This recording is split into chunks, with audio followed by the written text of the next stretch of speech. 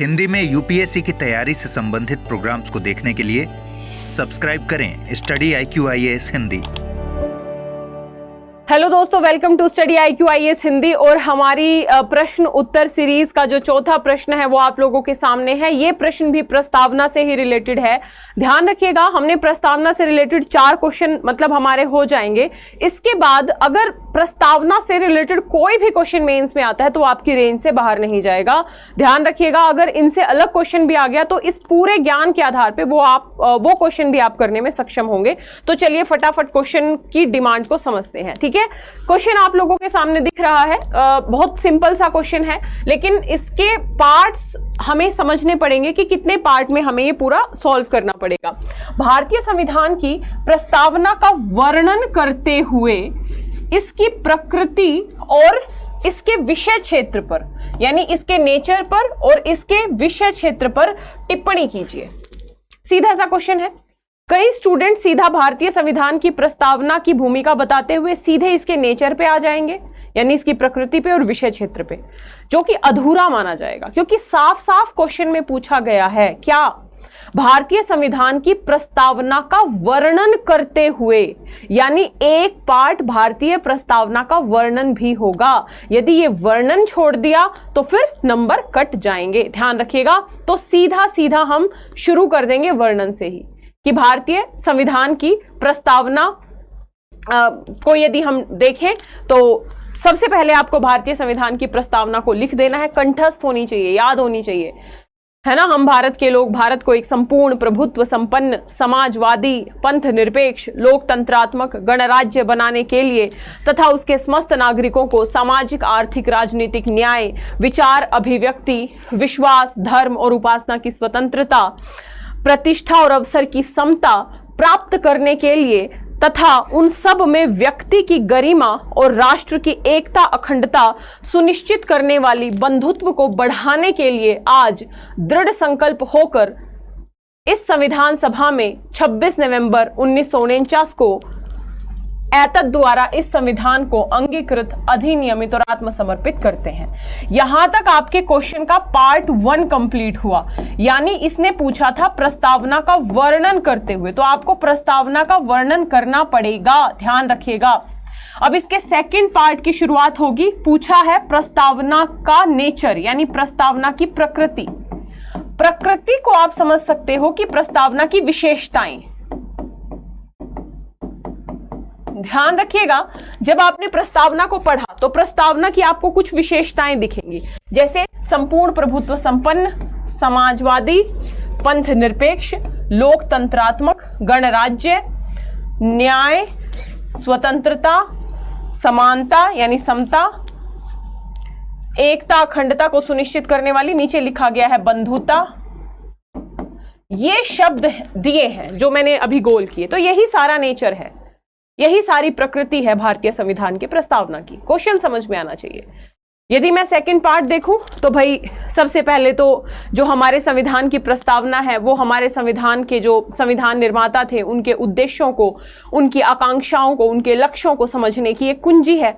उनकी आकांक्षाओं की रूपरेखा को दर्शाती है। ये हमने बता दिया और शुरुआत कर दी हमने शुरू से कि भाई हम बेसिकली नेचर में एक संपूर्ण संप्रभु भारत की परिकल्पना की गई है। एक ऐसा भारत जो अपने आंतरिक मामलों के साथ साथ अपने बाह्य मामलों में भी निर्णय लेने में स्वतंत्र हो, है ना। ध्यान रखिएगा। इसके साथ ही आप इसको क्रम से लिख सकते हो। आंसर में बेसिकली क्रम से नहीं लिखा गया है, ध्यान रखना। आप इसको इसी क्रम में लिख सकते हो, है ना। फिर समाजवादी भारत की परिकल्पना की गई है हमारे संविधान की प्रस्तावना में, है ना, कि भाई आर्थिक न्याय स्थापित करने का बेसिकली राज्य प्रयास करेगा। लोक कल्याणकारी चरित्र है भारत का।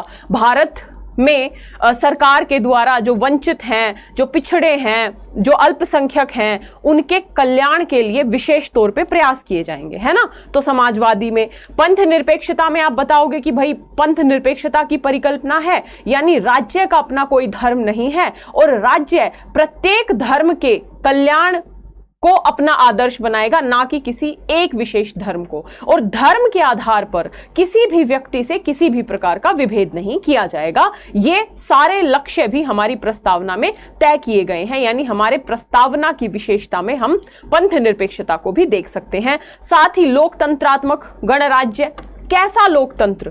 तो ना केवल राजनीतिक लोकतंत्र बल्कि राजनीतिक लोकतंत्र के साथ साथ ये सामाजिक आर्थिक लोकतंत्र की परिकल्पना भी हमें हमारे संविधान की प्रस्तावना में देखने को मिलती है।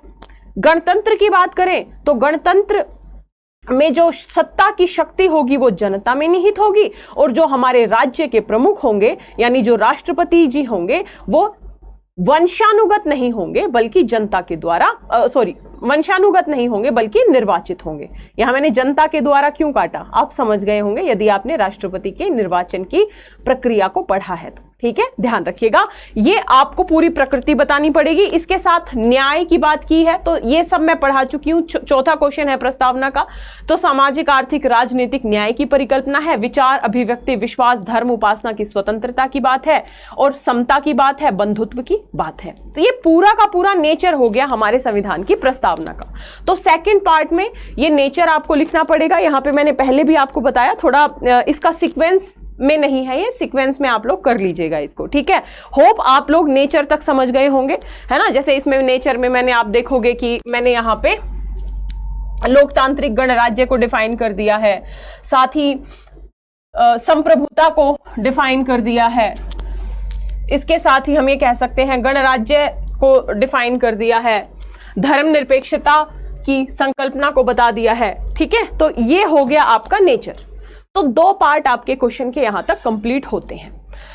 हम अगले पार्ट पे जाएं उससे पहले मैं आप लोगों को बता दूं, P2I बैच की शुरुआत हो चुकी है। जो नया बैच है इसमें एडमिशन लेने की अंतिम तिथि 31 जुलाई है। यदि आप समयबद्ध तरीके से 13 से 14 महीने में पूरा सिलेबस कंप्लीट करना चाहते हैं, answer writing practice, weekly test series, यानी आप बिल्कुल एक टीम से जुड़ के डेडिकेटेड होकर मेहनत करना चाहते हैं, तो निश्चित तौर पे इस बैच से जुड़ सकते हैं। एडमिशन लेने के लिए स्टडी IQ की ऐप या वेबसाइट पे जाना है, या फिर इस वीडियो के डिस्क्रिप्शन बॉक्स में लिंक दिया होगा, वहां पे जाके आप एडमिशन ले सकते हैं। एडमिशन लेने से पहले आपको कोड यूज करना है LD Live, LDLIVE। LD Live code के साथ ये कंप्लीट P2I बैच यानी PT मेंस इंटरव्यू तीनों लेवल की प्रिपरेशन आपको मात्र 29,999 में कराई जाएगी। कोड याद रखिएगा LD Live। ठीक है, इसके साथ अब इस क्वेश्चन का थर्ड पार्ट है प्रस्तावना का विषय क्षेत्र। विषय क्षेत्र में हमें बताना पड़ेगा कि इसका आयाम क्या क्या इसमें शामिल है। तो यहां पे हमें 3-4 बातों का ध्यान रखना है कि भाई, एक तो यदि हम अपने संविधान की प्रस्तावना के बारे में बात करें तो चाहे ऑस्ट्रेलिया का संविधान हो, कनाडा का हो, USA का हो, इन संविधानों के विपरीत भारत के संविधान में एक विस्तृत प्रस्तावना दी गई है, और इस विस्तृत प्रस्तावना में पूरे के पूरे विषय क्षेत्र को बताया गया है कि हमारे संविधान का विषय क्षेत्र क्या होगा या प्रस्तावना का विषय क्षेत्र क्या होगा। जैसे सबसे पहली बात आपको ध्यान रखनी है कि जो ये प्रस्तावना है ना, ये बेसिकली संविधान को एक दिशा तो प्रदान करती है लेकिन शक्ति प्रदान नहीं करती विधायिका को। इसे आप प्रस्तावना का डिटेल टॉपिक मैंने या फिर जो स्टडी IQ IAS हिंदी पे पढ़ाया होगा, अमृत सर ने पढ़ाई है प्रस्तावना, उसमें आप ध्यान से पढ़िएगा इस बात को। यानी प्रस्तावना विधायिका को शक्ति प्रदान नहीं करती है लेकिन मार्गदर्शन प्रदान करती है, एक दिशा प्रदान करती है।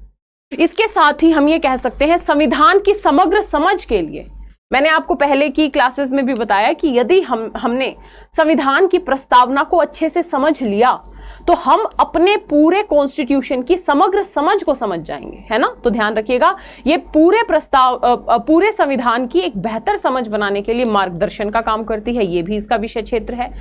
इसके साथ ही एक अगली बात बतानी पड़ेगी हमें कि प्रस्तावना न्यायालय में प्रवर्तनीय नहीं है। प्रवर्तनीय नहीं है, इसको हम दूसरी भाषा में बोल सकते हैं कि नॉन जस्टिसेबल है, या इसे न्यायालय में लागू नहीं किया जा सकता।